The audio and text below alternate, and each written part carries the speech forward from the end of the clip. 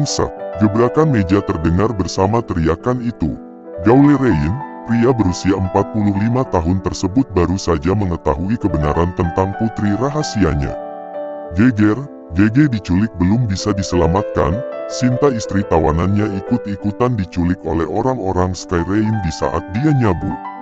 Yah, putri rahasia dan istri tawanan. Dari usianya yang masih belasan tahun Gaule telah menghamili Sinta, ibunda kandung Geisha alias GG. Sinta dihamili tapi pada saat itu, Gaule tak mau bertanggung jawab hingga GG hanya berakhir tinggal di panti asuhan mengikuti tempat tinggal asli Sinta yang juga anak yatim piatu. Sampai pada suatu hari, Gaule ditolak oleh Leona, lantas menyaksikan wanita incarannya menikah dengan Sky Rein. Barulah, Gaule kembali dipertemukan dengan Sinta yang saat itu menjadi pelayan di bar.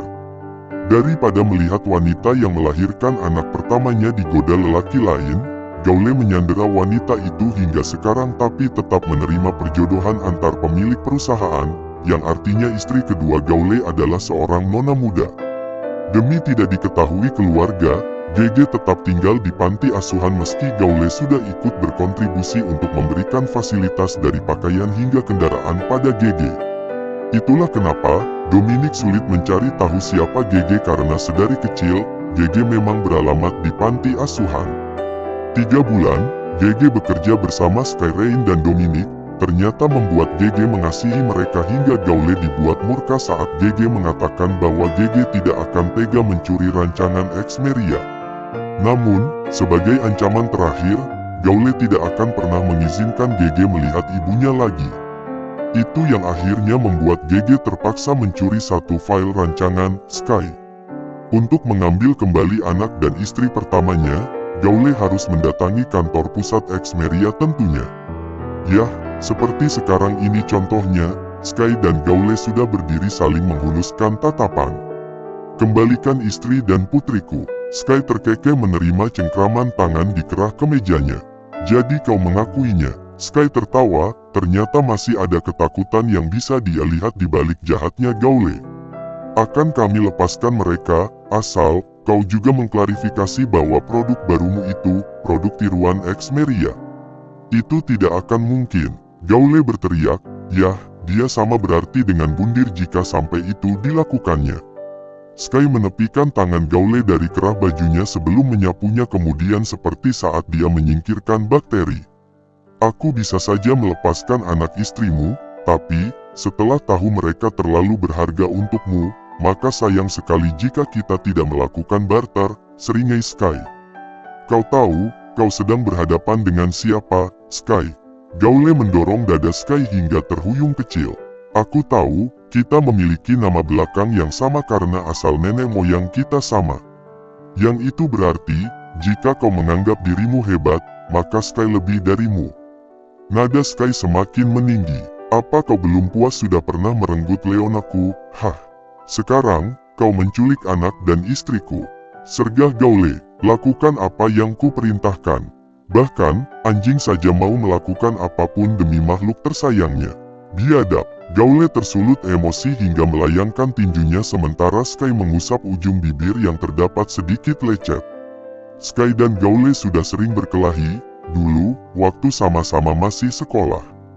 Apapun yang terjadi Sky menang, setidaknya 2 wanita penting milik Gaule ada padanya setelah kemarin, Dominic menyelinap masuk ke ruang bawah tanah dibantu oleh Winata. Dominic mencari tahu seluk-beluk Winata, dan gampang saja karena meski hanya seorang simpanan, Winata masuk ke dalam daftar ibu sosialita yang cukup dikenal.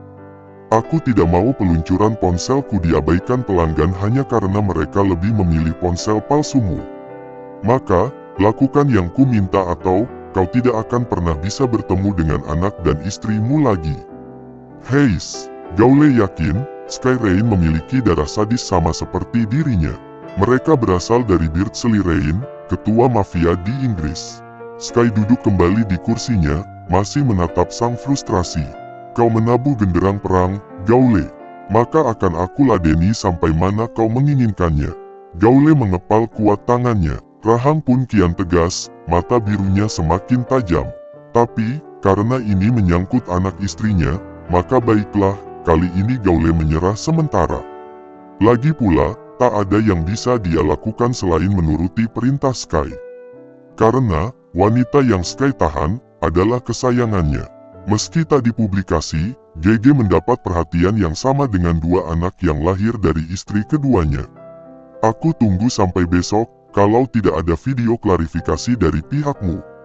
Sky Rain tidak akan segan menyakiti tawanannya. Gaule pergi untuk menyudahi perkara kecil mereka, tapi Dominic justru masuk ke ruangan bosnya dengan wajah carut-marut. Lihat, wajah bengisnya. Kenapa kau membuat perjanjian dengan Gaule, kalau GG akan kau kembalikan, bos? Jadi, kau masih anggap, GG tawananmu? Sky berulah santai. Kau bilang tidak mau menikahinya. Jadi akan lebih baik, kalau kita kembalikan GG pada yang punya.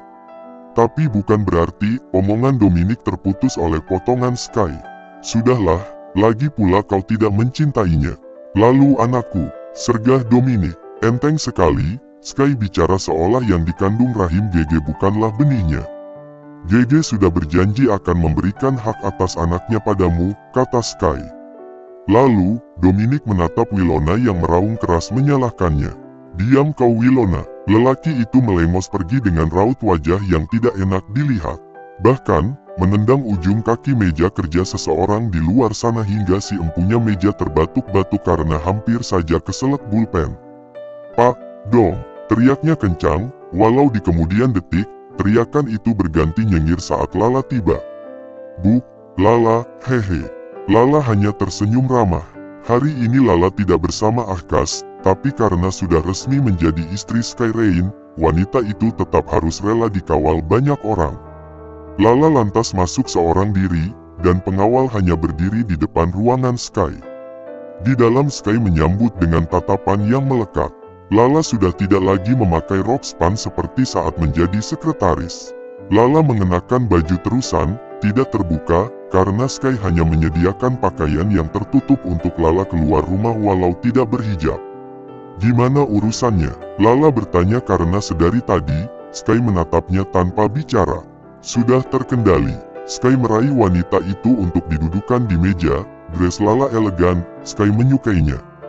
Kau makin seksi saja. Sky menciumnya, dalam, dan mulai tegang tubuh bagian bawahnya. Lama sekali tidak berasteris-asteris bu, keluhnya berbisik. Kira-kira, semenjak kehamilan Lala, Sky tak lagi berani untuk masuk.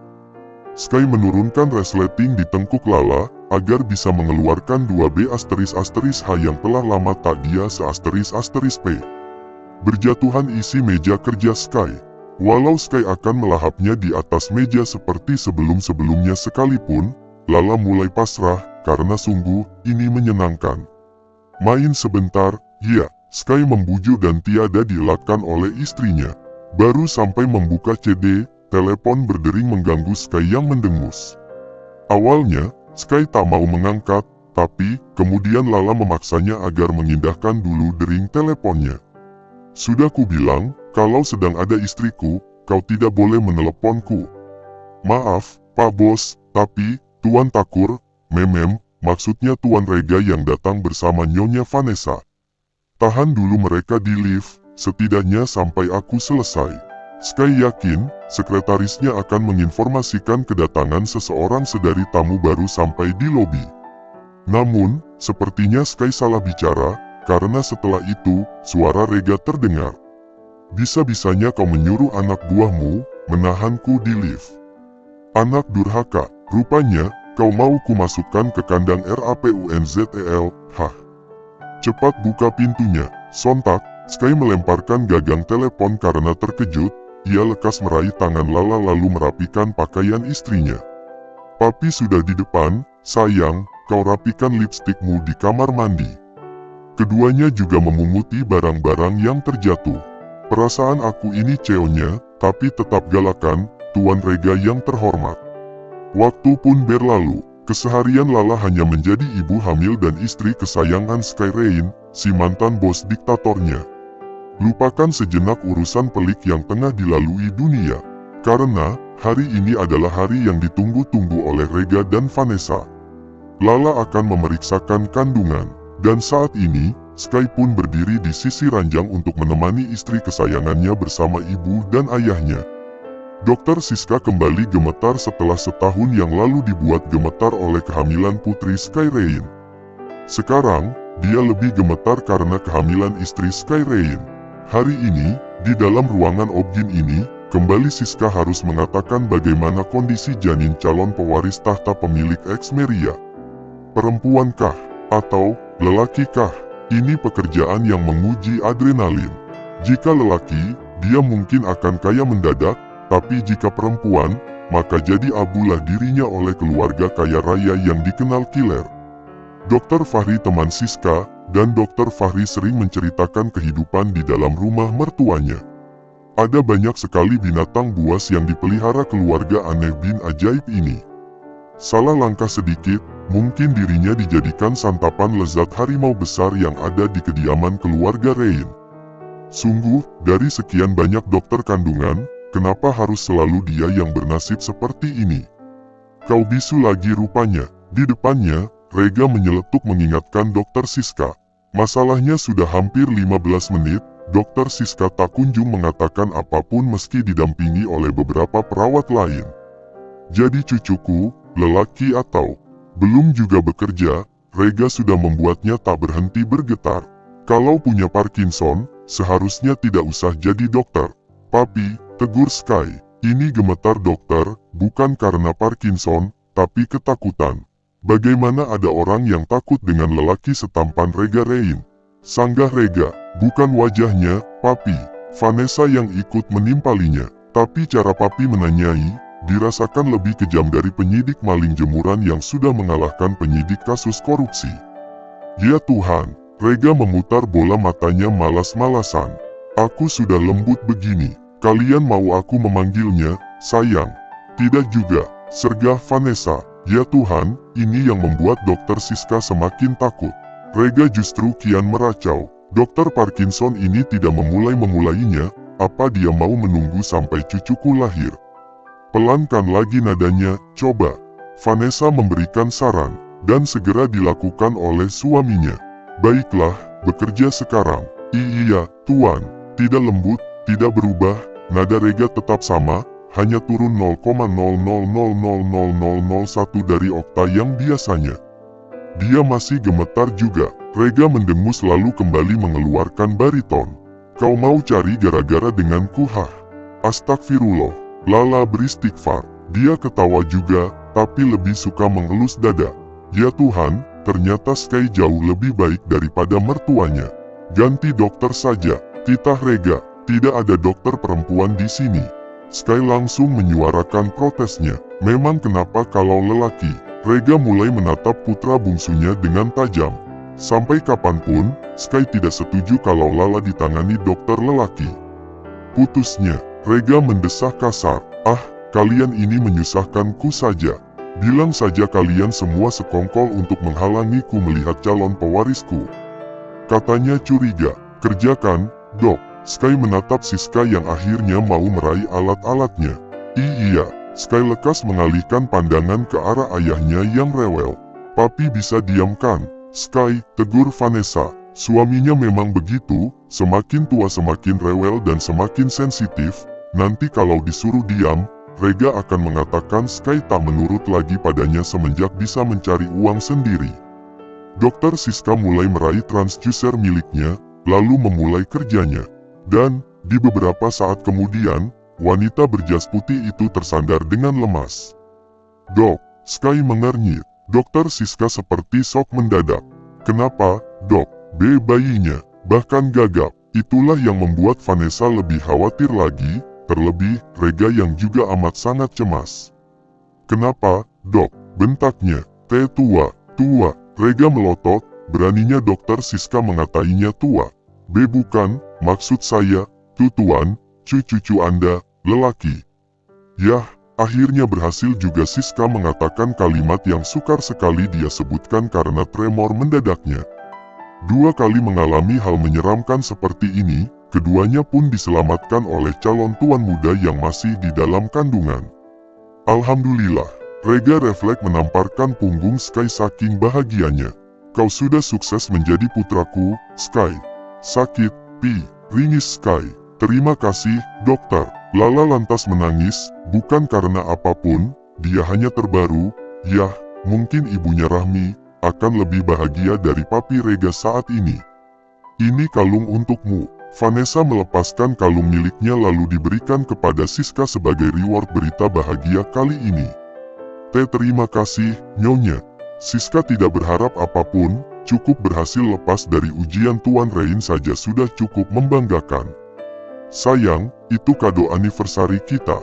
Rega menegur, karena sebelumnya, saat putra Elis memeriksa kandungan, Rega sempat menghadiahi Siska cincin anniversary, dan hasilnya, Vanessa kabur dari rumah. Persetan dengan itu, Vanessa tak peduli apapun saat ini. Tetaplah bersamaku, menimang lagi cucu baru kita, ucapannya terharu.